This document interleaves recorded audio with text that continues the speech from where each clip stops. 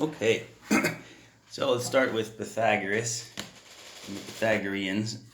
Like before, we've been starting every philosopher or group that we discussed with a kind of statement, maybe oversimple statement, describing them as holding that everything is, and then fill in the blank. So, if we were to describe the Pythagoreans in this way, we might say everything is numbers. No? But we'll understand why we might characterize them that way shortly.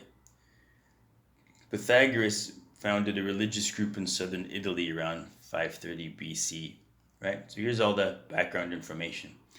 Kind of a sort of a religious group, some kind of spiritual group, or we might call them now a cult or something like that, um, with philosophical ideas, right? And a lot of mathematical interest and scientific interest that they had. But they believed in reincarnation, right? And their goal was to escape rebirth in order to get into heaven. So they seem to have a kind of a similar belief to those we find in India at that time and even at this time, obviously. So to do this, they believed you have to purify your soul through knowledge and wisdom. And for them, science was a way to get away from the world and to reach God, right? And for that reason, they're more interested in mathematics than physics, because mathematics is more abstract, and their notion of science, or their kind of idea of science, elevated the more abstract from the physical and observable. Yeah. And the reason for that is because the abstract is more clearly thinkable and graspable. Yeah. They invented a mathematical notation using arrangements of petals, right? And so therefore these numbers, or the notation of numbers, took on shapes. You had square numbers, triangle numbers, oblong numbers, right? And their mathematics was very geometric. Okay. Getting more to the point of their metaphysics, they noticed that there's a kind of a correspondence between mathematical ratio and musical harmony, right? So if you take the length of a harp string, right, and you push it down right in the middle, so that you basically divide the string exactly in half, and then you pluck the string, it will play the same note at a higher octave, right? And there are other notes that are in harmony with that note. So we call that note, when you just pluck the string without pushing it down anywhere, the root note, right? And when you push it down or hold it down right in the middle, then it's the octave. It's the same note but higher. But the ear can hear that the note is the same. And there are other points on the string where if you push it down, you get other notes that are in harmony. So the fourth, right, is in harmony with the root, and you can make a harmonic chord with the root and the fourth. And there's also a mathematical ratio, between the length of the string when you play the root note and the length of the string when you play that harmonic note, because the fourth is exactly in between the root and the octave. Okay? And then there's another note which is in harmony, which is the fifth. And it's longer than the octave by 1/3 of the octave, and shorter than the root by 1/3 of the root. So maybe I can demonstrate here. So it's not a harp like they have, but a guitar. And you can see, let me get that in the picture right, so you can see there's the length of the string. If I play it, that's the root note, right? But exactly in the middle, if I push this string right down in the middle,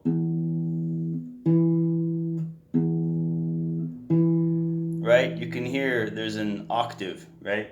It's the same note but higher. And it just so happens to be that that happens when you hold the string down exactly in the middle, divide it exactly in half, right? But if I divide that length exactly in half, it's the fourth, right? And then where it's 1/3 longer than the octave length, but 1/3 shorter than the whole root, it's the fifth. So now the interesting thing Pythagoras is noticing is that if you play these notes which have these mathematical relationships, then they sound in harmony with each other. So if I play the fifth and the octave, that sounds nice, right? And you can hear, and your ear goes, oh, it fits, it's in harmony, right? But if I play something off, which doesn't fit that mathematical ratio, right? This sounds bad, or at least it sounds off, right? So good or bad may be we might say subjective, but we definitely hear the harmony, right? And we can hear the disharmony, yeah, when those ratios are not there. So it seems interesting to Pythagoras that, we can hear the difference between what's harmonic and what's discordant, what's not harmonic, and that this difference corresponds to mathematical ratios uh, with respect to the length of the string or the place it on the string which you're holding down. So it seems like music and a certain objective fact about what's harmonic and not that we can hear corresponds to certain mathematical ratios. Noticing that musical harmony corresponds to these mathematical ratios, Pythagoras concluded that all of natural order should reflect mathematical order, right? Because musical harmony and the difference between musical harmony and discordance appears to be the sort of paradigmatic form of natural order, right? That we can hear the difference between what's in harmony and what sounds discordant and not in harmony. And so that's the most direct experiential way in which we can observe the difference between order in nature and a kind of disorder in nature, which we can, I think, have good reason to believe is not merely socially constructed or conventional, right?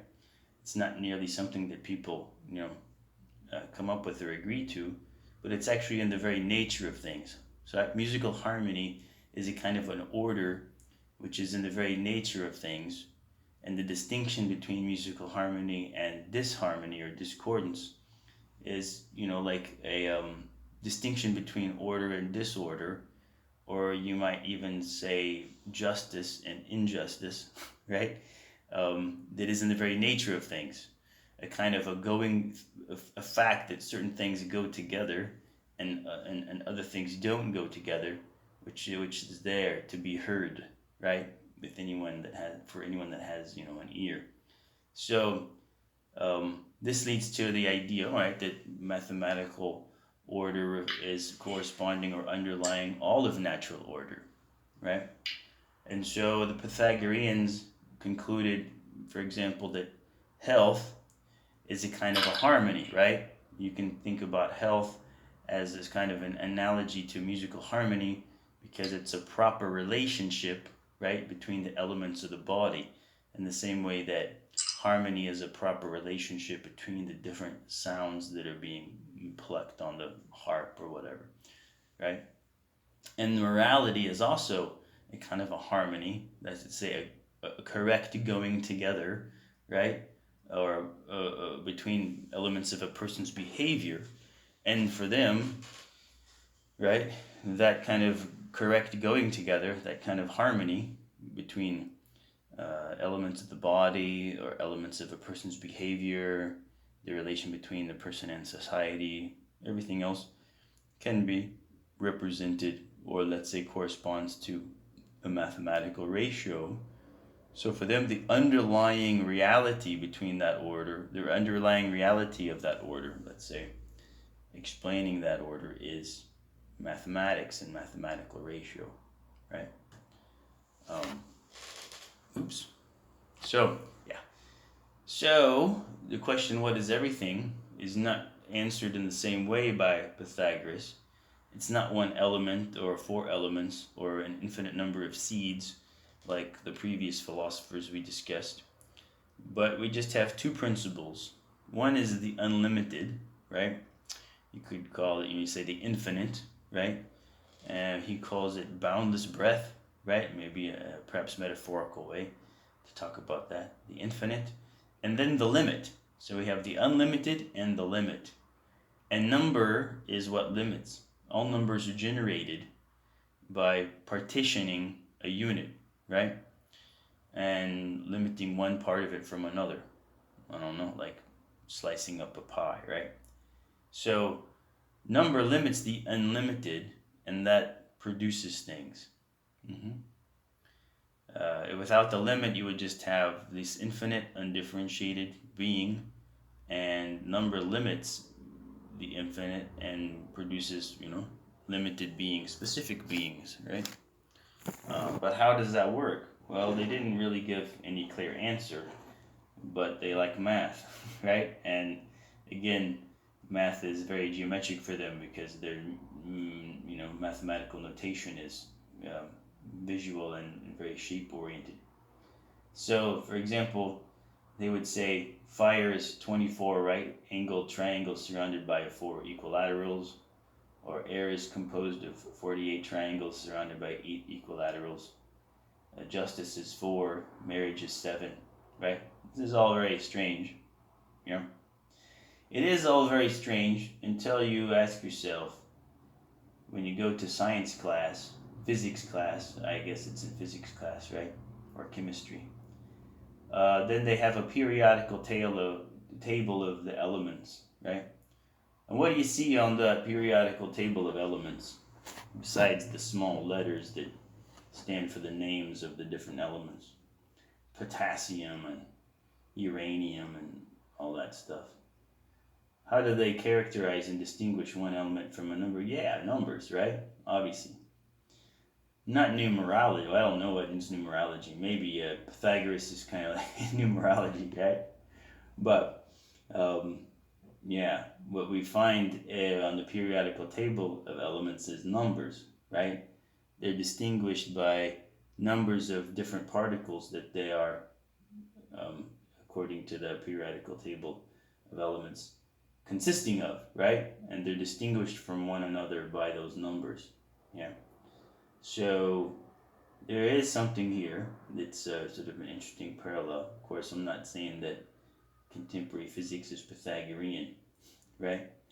But it's not so crazy to define fire in terms of a number, right? Or to try to do something like that. Okay. Of course, the periodical table has two things, right? Numbers of particles, right? Yeah. So not just triangles, not Triangle Man, but Particle Man is involved there too. All right. So what about other things that they thought? They did have some strange beliefs. They believed the Earth, well, I mean, I guess they were kind of, you could say they were somewhat advanced in astronomy. They did believe the Earth is a sphere.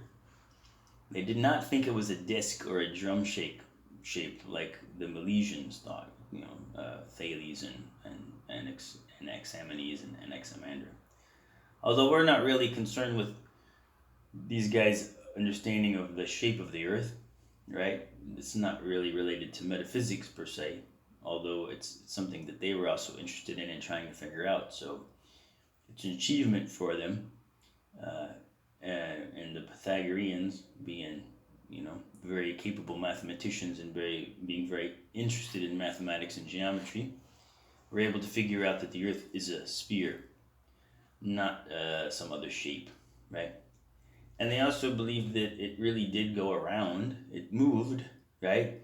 But they didn't think that it went around the sun. They believed that the Earth, along with the other planets, including the sun, revolve around some other central fire, but not the sun, apparently. But that we never see this central fire because our side of the Earth always faces away from that. So that's kind of interesting, model of the solar system, or the central fire system, I guess. Anyway, the important aspects of Pythagoreanism for our sake is that they believe that the Earth is well ordered because its parts are related mathematically. And mathematics is perfectly intelligible. So therefore, it follows that the universe must be perfectly intelligible, so long as we understand it in the correct way, which is by using mathematics, right? Okay, well, looks like we are done with the section on Pythagoras. Maybe I should just sort of stop there and see if you guys have anything to say about it.